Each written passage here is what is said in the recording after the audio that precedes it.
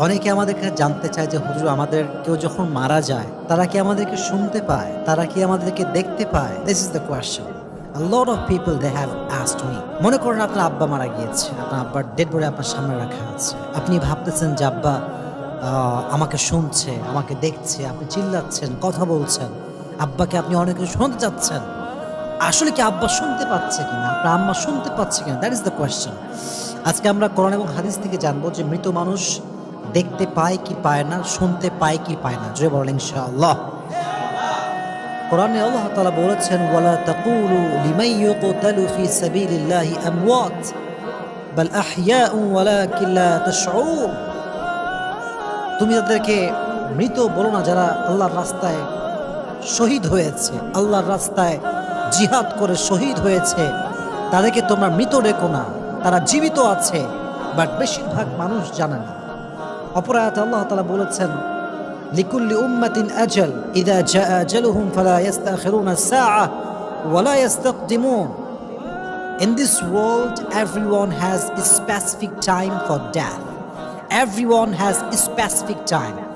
When the time will come it will never ever late. প্রত্যেকটা মানুষের জন্য একটা নির্ধারিত সময় আছে, যখন সময়টা চলে আসবে এক মুহূর্ত আগেও হবে না, এক মুহূর্ত পরেও। তাহলে বোঝা গেল মৃত্যু অনিবার্য, কিন্তু কখন আসবে এটা আমরা কেউ জানি না। এখন কথা হচ্ছে এই যে মৃত্যু যেহেতু আমাদের সবাইকে বরণ করতেই হবে, এই মৃত্যুর পরে একটা জগৎ আছে, জগৎটাকে বলা হয় পরকালের জগৎ। তবে যখন মানুষ মারা যায় তাই কবরস্থ করা হয়। কবরস্থ যখন করা হয় তখন তার যে জীবনটা শুরু হয় এটাকে বলা হয় হায়াতে বারজাখ। এটাকে বলা হয় কি? হায়াতে বারজাখ। তবে মানুষ যখনই মারা যায়, এখনই আমি মারা গেলাম, এখনই আমার বাবা মারা গেল, আপনার বাবা মারা গেল, মাথা রাখবেন মানুষ মৃত্যুর সঙ্গে সঙ্গে যেমন তার চক্ষু এটা বন্ধ হয়ে যায়, তার চোখ আর দেখতে পায় না, তার পা আর চলতে পারে না, তার হাত আর কোনো কাজ করতে পারে না, পুরো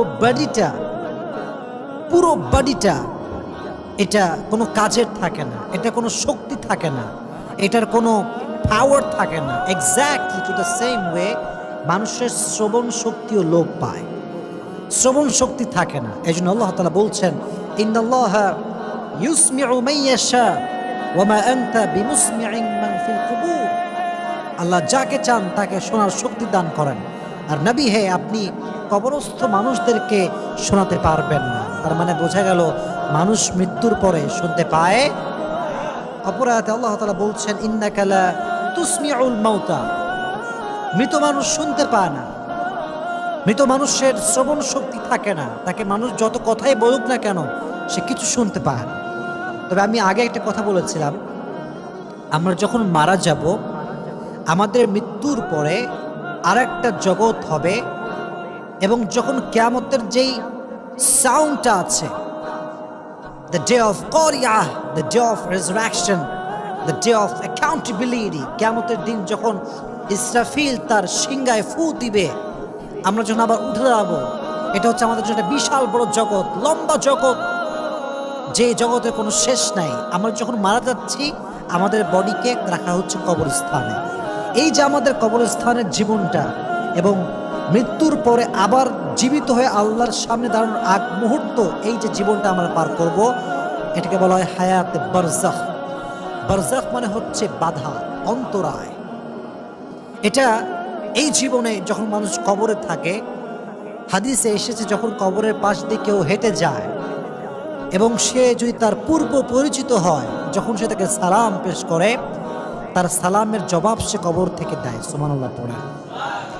আপনার আব্বা মারা গিয়েছে, কবরস্থ, আপনি বাবার কবরের সামনে যাচ্ছেন, বললেন আব্বা জান আসসালামু আলাইকুম, আপনার আব্বা সে সালামটা শুনতেও পায় এবং জবাবও দেয়। সুবহানাল্লাহ পড়ে।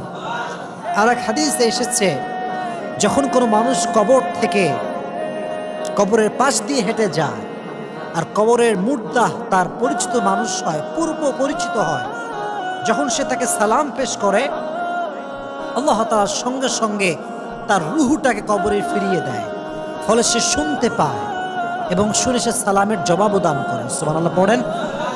এই হাদিসের ব্যাখ্যায় এসেছে আল্লাহ তাআলা হচ্ছেন কাদেরে মতলক, সর্বশক্তিমান। তিনি যা চায় তাই করতে পারে, যা চান তাই করেন। তিনি কে?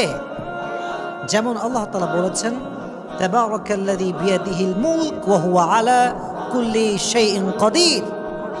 সমস্ত প্রশংসা ওই সত্তার জন্য যিনি পুরো পৃথিবীর মালিক, যার হাতে পুরো পৃথিবীর রাজত্ব। and he is capable to do anything in the world. তিনি যা চায় তা করতে পারেন। যেহেতু আল্লাহ তাআলা মানুষকে জীবন্ত অবস্থায় শোনার শক্তি দিয়েছিলেন, মৃত্যুর পরে তার রূহকে আবার ফিরিয়ে দিয়ে সাময়িক শক্তি দেওয়ার যে শক্তি, এটা আল্লাহর আছে না নাই? তবে হাদিসে এসেছে মৃত মানুষের কবর যখন কেউ জিয়ারত করতে যায়, আল্লাহ মৃত ব্যক্তির কবরে রহমত নাজিল করে। সুবহানাল্লাহ পড়েন। যত বেশি পারেন কবর জিয়ারত করবেন, নিজের মৃত্যুর কথা স্মরণ হবে, পাশাপাশি আপনি যার জন্য জিয়ারত করছেন তার কবরে আল্লাহ তাআলা সাকিনা, তার কবরে আল্লাহ তাআলা রহমত নাজিল করবে, রহমত বর্ষণ করবে। সুবহানাল্লাহ পড়েন।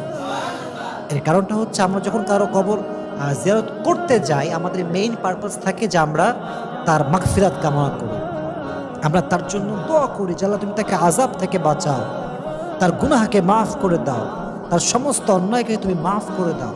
তাহলে বোঝা গেল মৃত্যুর পরে যখন মানুষ কবরে রাখা হয়, যদি আত্মীয় স্বজন বেশি বেশি কবরে আসে,